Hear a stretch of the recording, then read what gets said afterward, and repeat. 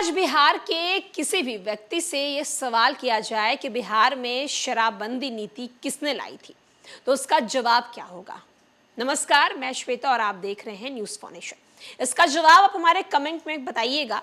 लेकिन आज हम आपको एक ऐसी बात बताने वाले हैं जो बिहार के अधिकांश लोगों को शायद ही मालूम हो, खास करके जो अभी युवा पीढ़ी है उन्हें तो मुझे नहीं लगता कि ज्यादा लोगों को इस बात की जानकारी भी होगी कि मुख्यमंत्री नीतीश कुमार पहले ऐसे व्यक्ति नहीं हैं जिन्होंने बिहार में शराबबंदी की नीति लाई है।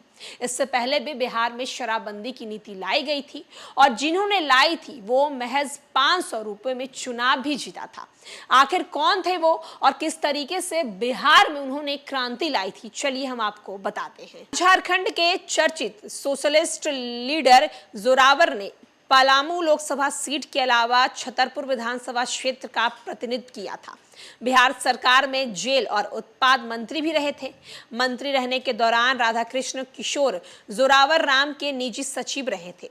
राधाकृष्ण ने जोरावर राम से राजनीति के सभी गुर सीखने के बाद अगले चुनाव में उन्हें मात दे दी। जोरावर राम ने पहले चुनाव सिर्फ 500 रुपए खर्च करके जीता था। इस जमाने में इसकी कल्पना भी नहीं की जा सकती है। जोरावर राम ने ही बिहार में सबसे पहली शराबबंदी लागू की थी, लेकिन अगले चुनाव में उन्हें अपने निजी सचिव से ही मात मिली थी।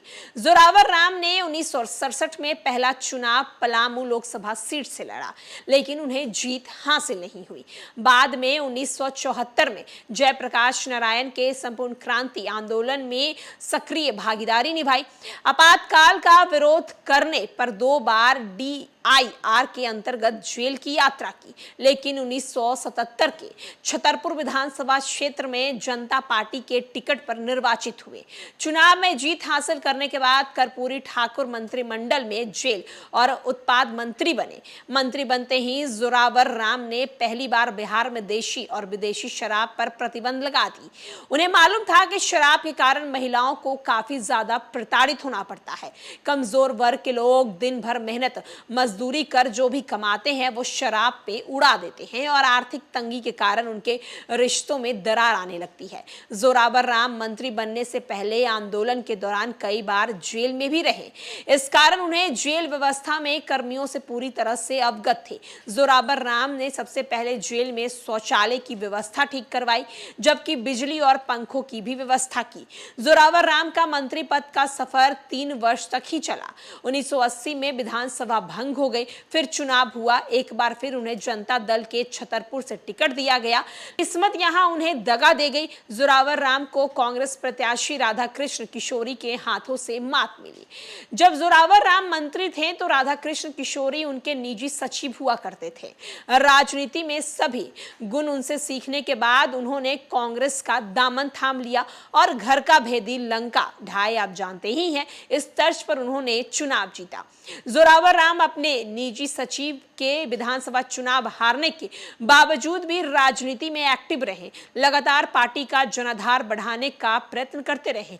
यही कारण है कि 1989 के लोकसभा चुनाव में जनता दल ने एक बार फिर से जोरावर राम पर आस्था व्यक्त की और चुनाव लड़ने का निर्देश दिया। पूरे दमखम के साथ जोरावर राम चुनावी मैदान में उतरे, अपने प्रतिद्वंदियों को धूल चटाने की उन्होंने जीत भी हासिल की।